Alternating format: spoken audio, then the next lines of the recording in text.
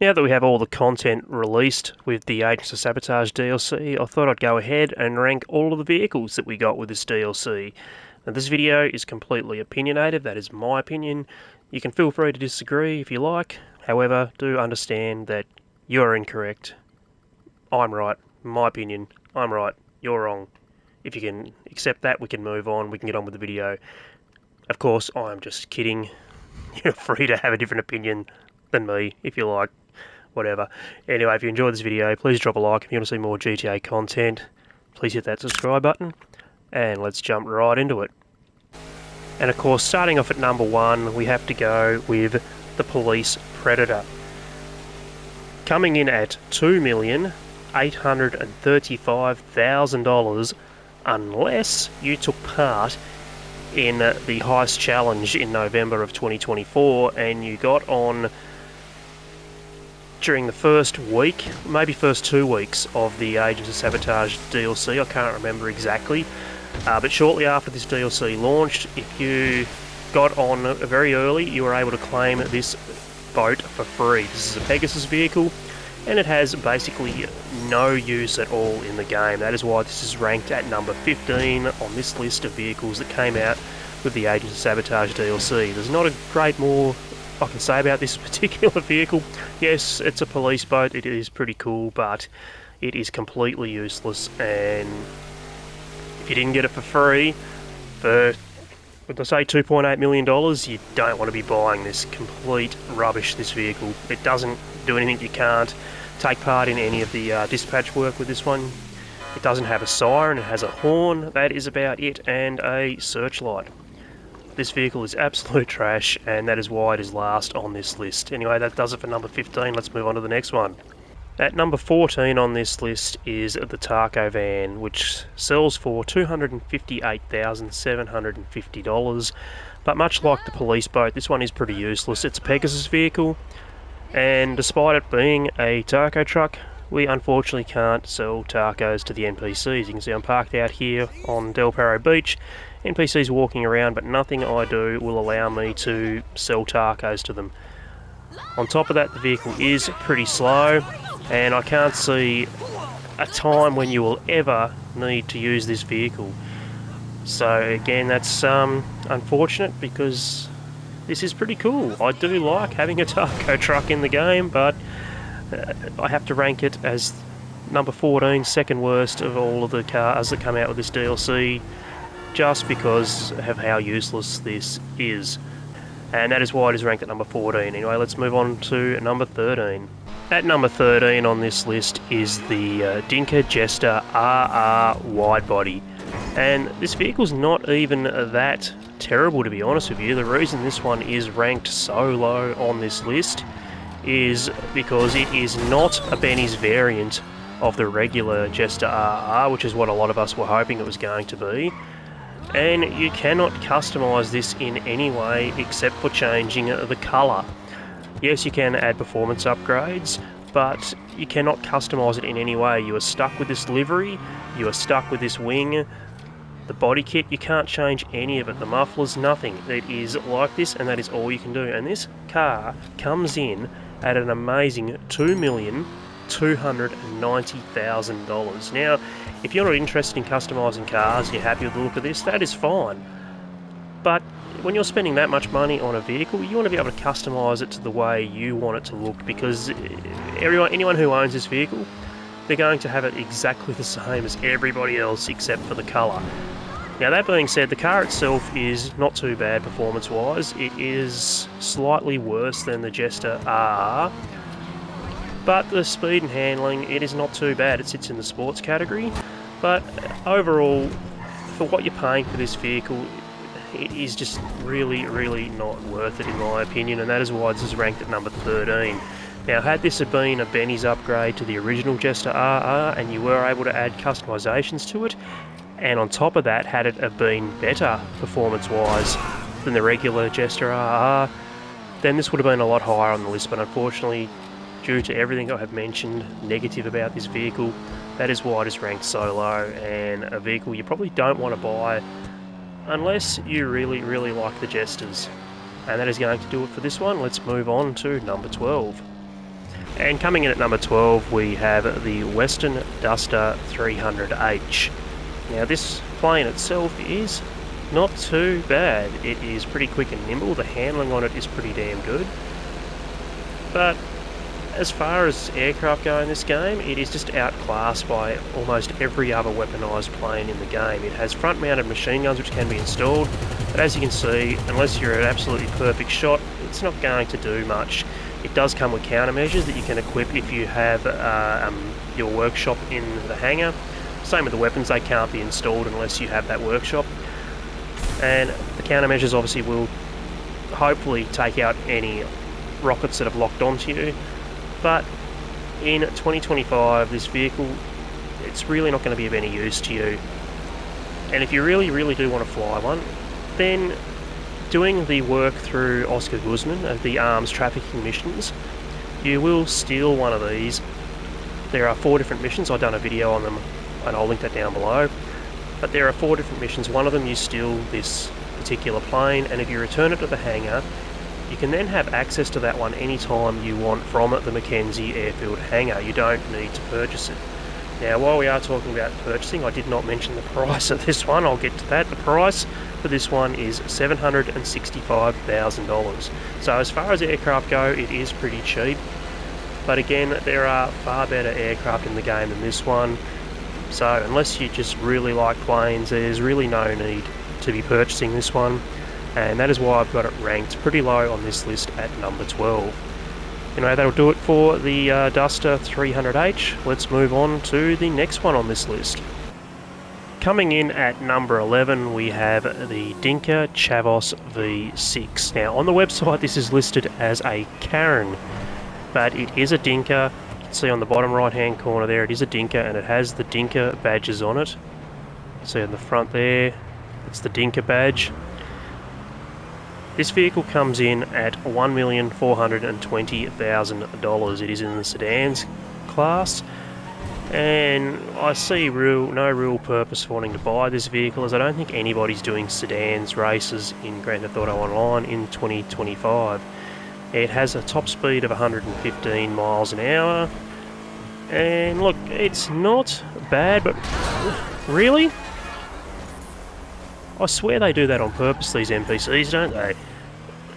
Look, overall, it's not too bad of a vehicle, but again, sedans class, unless you are a fan of the Honda Accord, which is what I believe this vehicle is based off, you're probably not going to be too interested in wanting this vehicle. It does have a little bit of customisations and some nice liveries available for it. We're going to look at the livery I've got on there right now.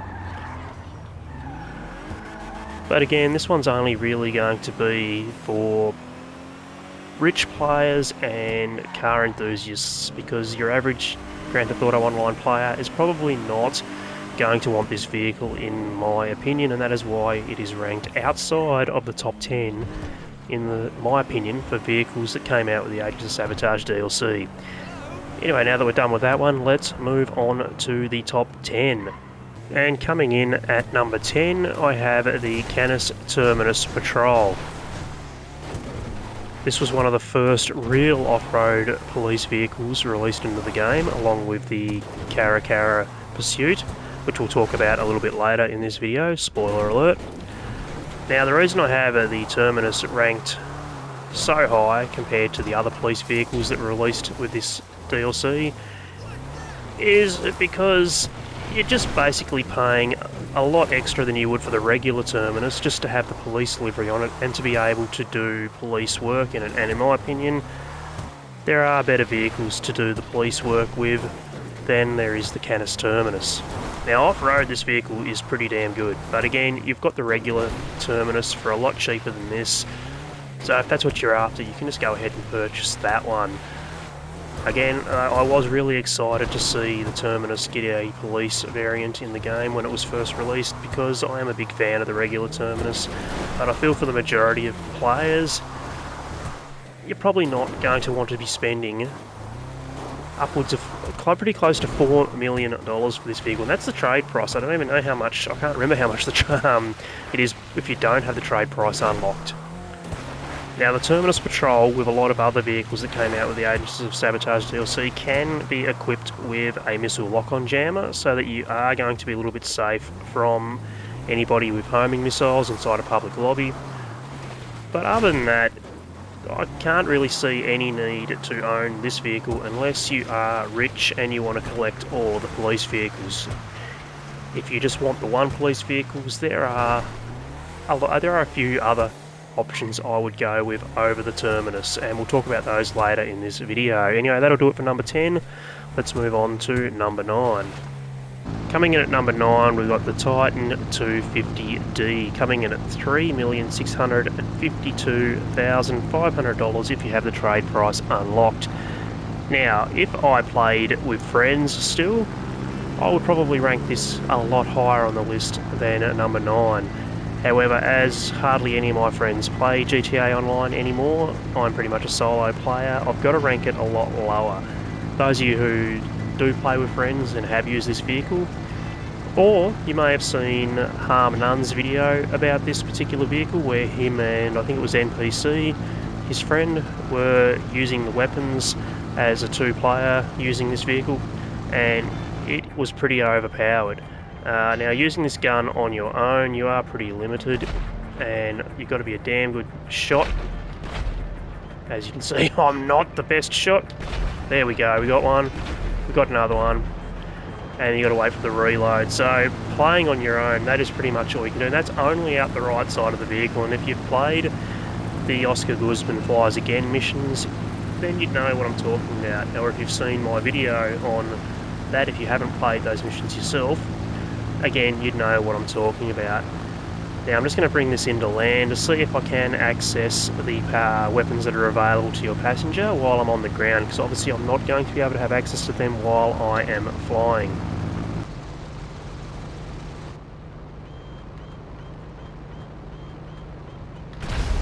So you can see there, you got access to the pilot weapons while I'm on the ground, and you can just see the damage that caused. One shot just absolutely destroying the vehicles.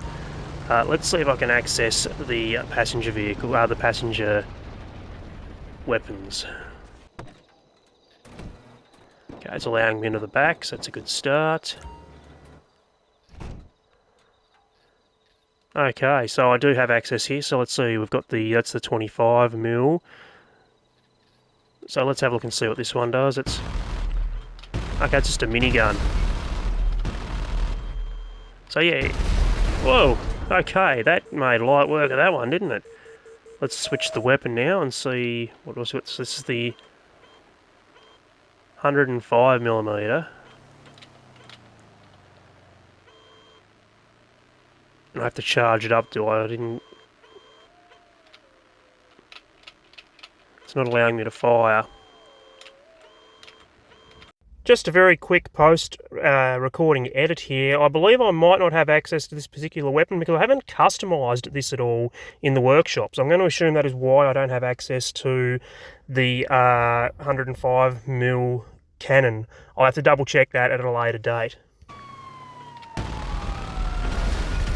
You can see there, the 25mm, that's just shredding the vehicles, isn't it?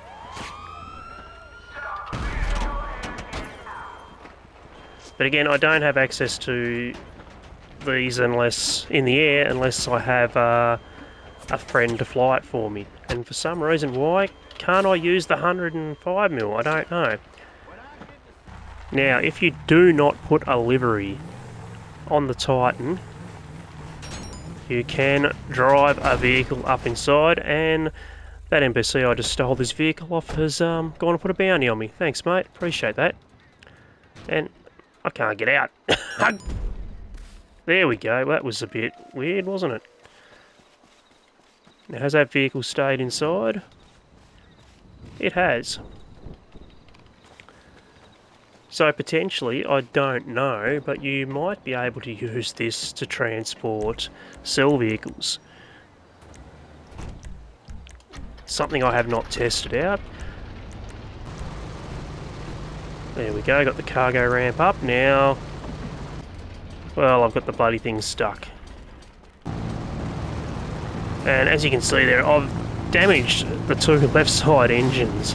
and I'm still able to fly this vehicle. I mean, I am fighting the stick to keep this straight, but I can still fly it despite two engines being out. And what's going on? Is that the vehicle's been destroyed? Okay, let's hop out then. Well, after that complete mess, that is going to do it for number 9. But yeah, if you've got someone else to play with, then the Titan would be a lot higher on this list. But for me, I'm a terrible pilot, as I just showed, and I do play solo, so that's why I've ranked the Titan at number 9. Let's move on to the next one. At number 8, I've got the Willard Outreach Faction, coming in at $3,112,000. Now yes, this is a police variant of the Willard Outreach. Now yes, this is a police variant of this particular vehicle. What ranks this higher for me than the Terminus is this. It is a police vehicle that has hydraulics. It is a police lowrider. Now, in terms of all the police vehicles in the game, this is not the best vehicle, but it is pretty cool. A police lowrider. One that you can bounce with the hydraulics with. Now, of course, I've got mine as an unmarked one with white walls so that, well, if I want to go troll people role-playing as a undercover cop with this one, I can. And this is pretty much what what I would expect anyway, a lowrider police vehicle to be. I wouldn't expect a lowrider police vehicle to have police liveries all over it, announcing the fact that it's a police vehicle.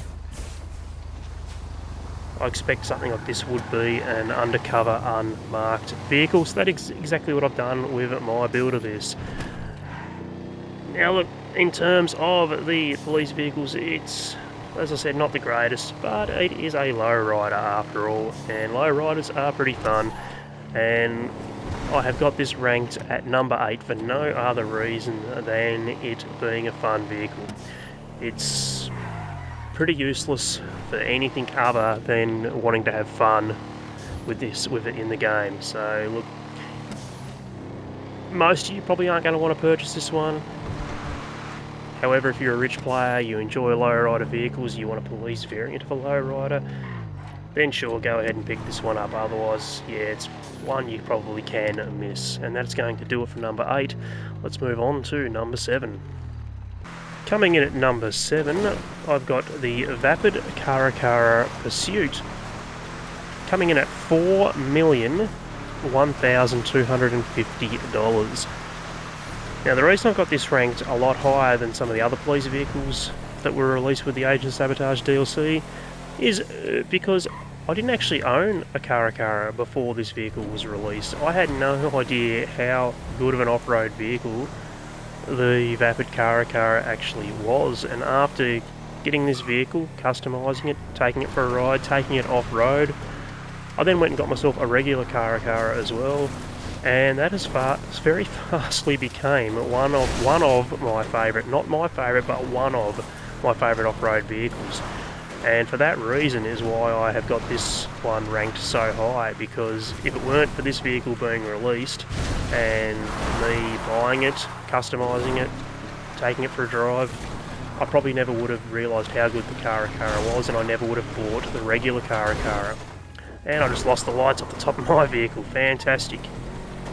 When it comes to off-roading, the Caracara Pursuit is by far the best police vehicle you want. When it comes to doing police work, in my opinion, there are only 2 you want to use, and this is one of them. Just in case you do need to go off-road, you're going to want a decent vehicle that can grip the dirt and can also hill climb, and in my opinion that is this vehicle. This is pretty much a good all-round vehicle when it comes to anything you're going to need to do with a police vehicle. But again, you only need the police vehicles to start up the dispatch work, don't you? You don't actually need to use these vehicles to complete the dispatch work unless you actually want to use them as role-playing.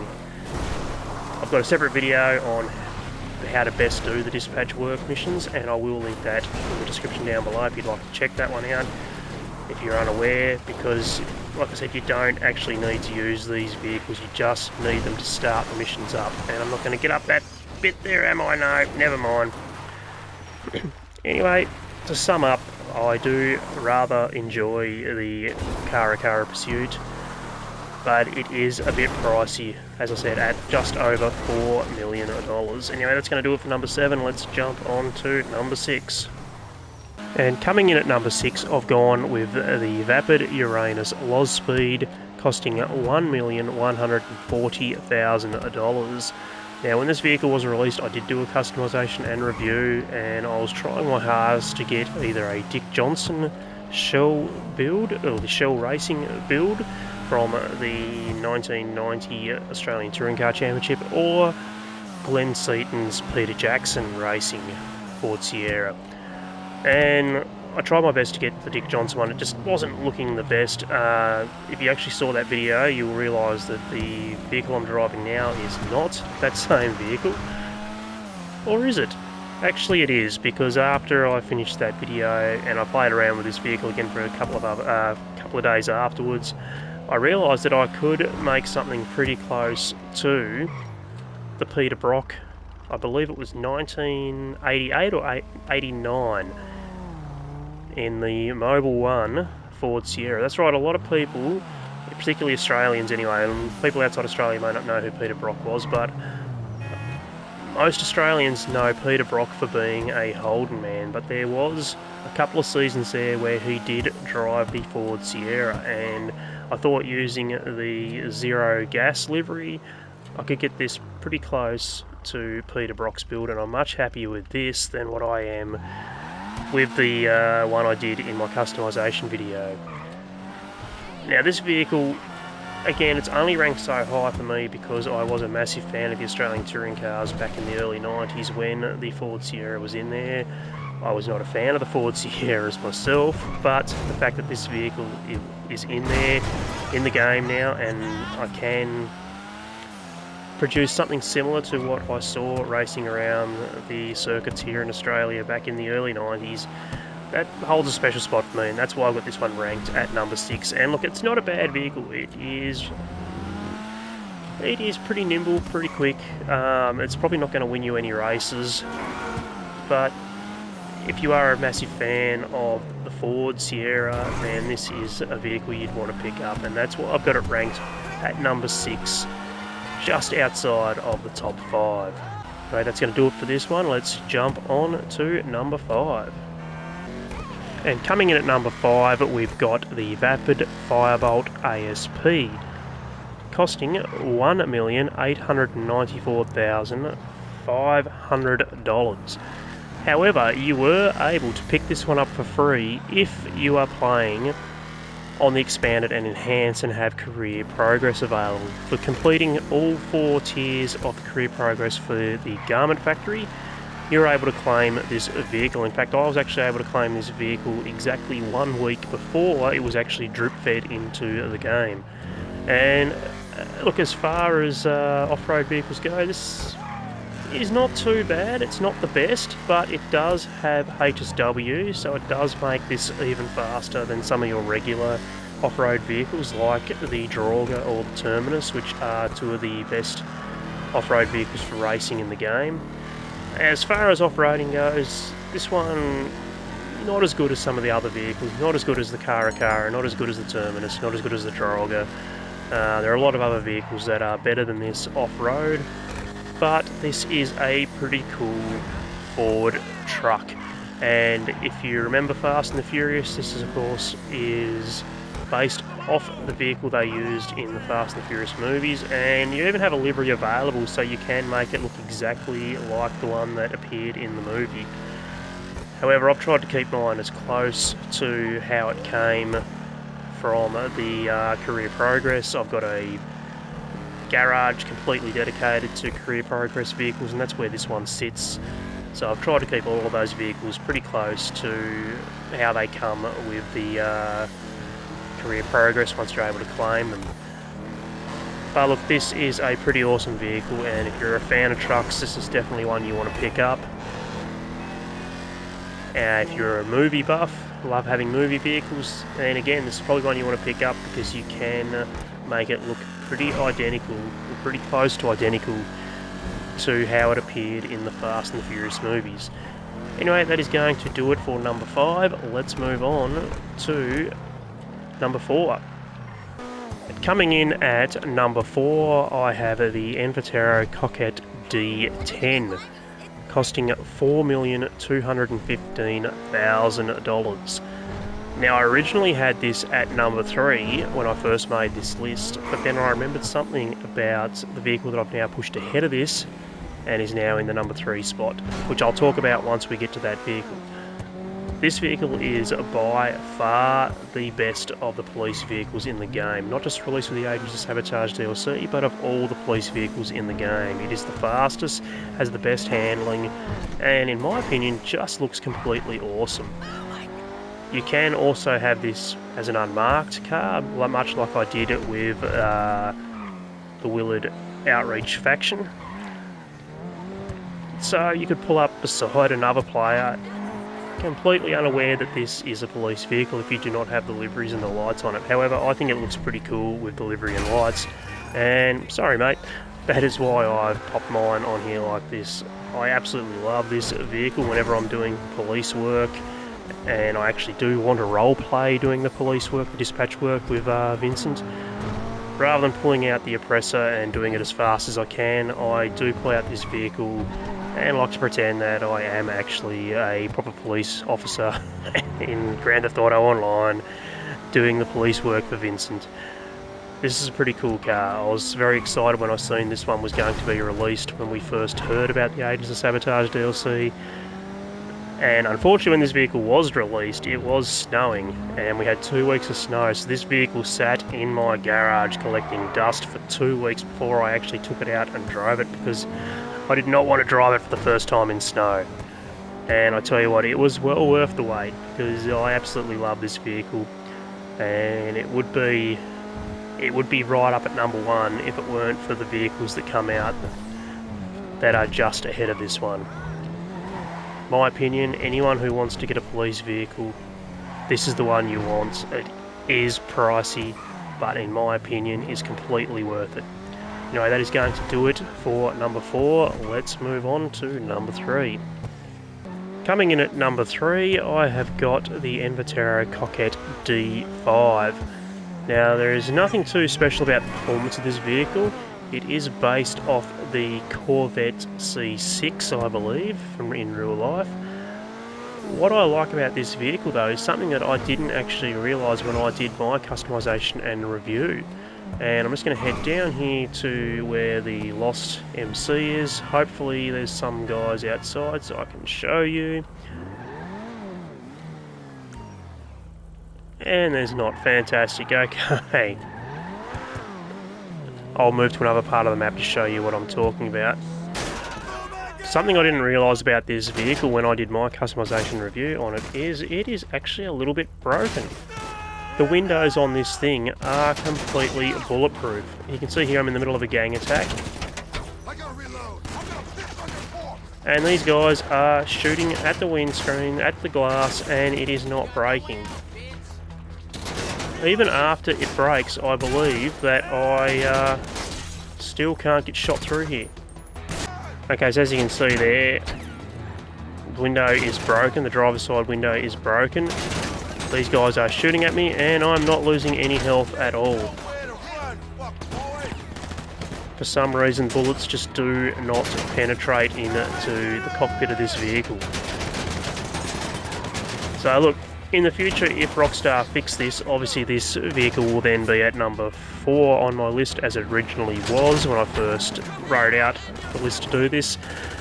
However, currently, while this I guess you can call it glitch is happening and it is bulletproof, I've got to rank this higher than the D10 Pursuit. The fact that you are completely bulletproof from NPCs in this thing at the moment means this is perfect to use in missions. it is faster than the armoured Kuruma, so you're going to get the missions done a hell of a lot quicker, and you are just as bulletproof, it appears, in this thing as you are in the armoured Kuruma. So look, if you can afford it, definitely a vehicle worth picking up. $1.7 million. If you can't though, then you are just better off sticking with the armoured Kuruma because it is much cheaper. Anyway, that is going to do it for number 3. Let's go ahead and move on to number 2. At number 2, I've gone with the Buckingham DH7 Iron Mule. This is pretty much a cargo bob, except it's way better than the cargo bob. As soon as I get it hooked on here, you can pretty much pick up any cell vehicle in the game with the exception of the MC cell vehicles and the special cargo cell vehicles. As you can see here, I'm just doing the ammunition run from my bunker, which is nothing special. You're able to do this with the cargo bob, but you can also pick up any of the bunker cell vehicles. That is the monster trucks, the insurgents, even the phantom wedges. You're able to pick them up and deliver them, or the trailer at least anyway, with the phantom wedges. I'm pretty sure the phantom wedge actually detaches from the trailer once you pick it up. You're able to pick up the nightclub cell vehicles. Now, the first video I spoke about this particular vehicle, I think it was in my video about the arms trafficking missions with Oscar Guzman, I think, and I'm pretty sure I mentioned that the Pounder Custom was not able to be lifted with this one in that video, but it actually is. Any of your nightclub cell vehicles can be lifted with this vehicle.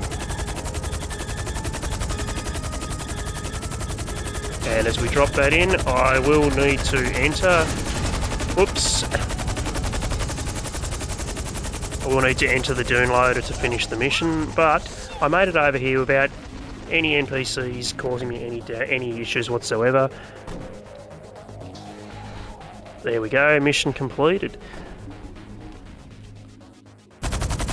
Now I did get a pretty short mission there from ammunition with that one. If you get one that is a great distance away, you don't need to worry about jumping to a new invite-only session if you have this vehicle. You can just pick it up and fly it across the map, and you're going to get the job done so much faster. Again, like all your cell vehicles, if you're having issues with any of your cell vehicles, then you can just simply use this vehicle to go and pick it up. And I thought that might have been an exotic vehicle. I was going to see if we could collect that with this one, but that's not. That's just a flare, so that's a smuggler's run. I'm not going to worry about that. We are showing how the Iron Mule works. Not going to be useful for that. You can also troll players with this one. I was in a public lobby with this the other day. I picked somebody up a low level in his car and put him on top of Maze Bank Tower. And it was pretty funny. He did message me like, what the hell is going on? A lot of fun. So this vehicle, definitely up there in the top 3, and I've got it ranked at number 2 because this is going to be very, very useful. If you've ever used the cargo bob for your vehicle cargo warehouse or for the ammunition run, and the cargo bob is an absolute tank of a thing to fly. It is horrible. This thing is so much better, and I haven't even customised mine yet. Mine is completely stock standard, and I still find it's such an ease to use when you're doing those particular missions. So at $1.7 million, definitely a vehicle worth picking up, and that's why it is ranked number 2. Anyway, let's go ahead now and look at the number 1 vehicle, in my opinion, released with the Agents of Sabotage DLC. And something that surprised absolutely nobody, coming in at number 1 in the vehicles released with the Agents of Sabotage DLC, in my very humble opinion, is the Bravado Banshee GTS. This vehicle comes in at $1,989,500, and this with, well actually I was about to say this with HSW, but no, on old gen without HSW, that is PS4 and Xbox One, this vehicle is the fastest vehicle in the game. It sits in the sports category, and on current gen, That is the expanded and enhanced with HSW, PS5, Xbox Series X and S, and of course now PC as well. With the HSW upgrades, this vehicle is even faster, and it is the fastest vehicle no matter what platform you are playing on now. The Bravado Banshee GTS is the fastest vehicle in Grand Theft Auto Online. With HSW, it tops out at 172 miles an hour. Now, when this vehicle released, I actually did live stream the day that it was released, and I drove it from the garment factory to the LS car meet, which is not very far. Completely stock standard, how it comes from the website, so I could customise it in the LS car meet. And I said on my live stream, anybody who was watching that will remember, guys, this vehicle is fast, and I haven't even customised it yet. It is fast. I took it for a drive after customising it and swore on the stream that I believe this is now the fastest vehicle in the game. And I was right, it is. It is an absolute weapon of a car. It can also be equipped with a missile lock-on jammer if you take it into your agency, or if you have GTA Plus, you can do that in the Vinewood Car Club garage, I do believe. Making this vehicle not only very fast, but also almost impossible to get destroyed by missiles if you are in a public lobby. Of course, nobody can lock onto you. If they are going to blow you up in this vehicle, they are going to need to free aim hit you, which you've got to be a damn good pilot if you're going to hit somebody with missiles without the lock-on technology on it. But this vehicle, absolutely amazing. Everybody should own this vehicle in my opinion. And I absolutely love it. It is one of my favourite vehicles in the game since it was released. And if I was to do a top 10 of my favourite vehicles, this would probably be within the top 3, if not definitely the top 5. And that's not just talking about vehicles for racing or the vehicles that release this particular DLC. That is every single vehicle in the entire game. This would have to be in my top 5 very, very easily. So that is how I rank the vehicles from the Agents of Sabotage DLC from 15 all the way down to number 1. Let me know in the comments down below whether you agree with my list, whether you have a different opinion, whether I ranked your favourite vehicle too low, whether I ranked the vehicle you hate too high. Let me know. If you completely agree, completely disagree, or you are somewhere in between, let me know down below in the comments. List yours from 1 to 15 and let's see how they compare. Do you agree with me that the Banshee is the best vehicle? Do you think something else? Anyway, I hope you enjoyed this video. If you did, please drop a like. If you are new, you want to see more GTA content, consider hitting that subscribe button. And I will see all of you in the next video. Cheers.